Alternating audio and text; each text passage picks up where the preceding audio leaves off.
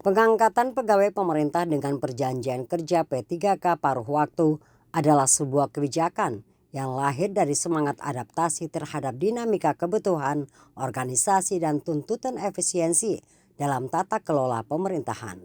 Hal itu disampaikan Bupati Seram Bagian Barat Asri Arman. Dikatakan tonggak sejarah bagi Kabupaten Seram Bagian Barat, di mana kita mulai model kepegawaian yang lebih fleksibel dan sesuai dengan perkembangan zaman.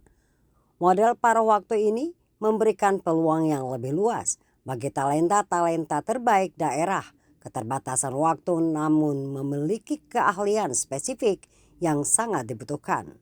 Bupati berharap P3K paruh waktu untuk dapat berkolaborasi dan bersinergi untuk pengembangan pembangunan Seram Bagian Barat yang lebih baik.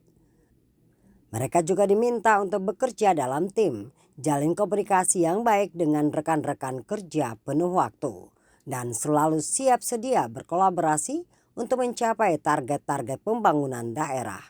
Dari Biru, Kabupaten Seram Bagian Barat, kontributor TVRI Yosua Kaya melaporkan.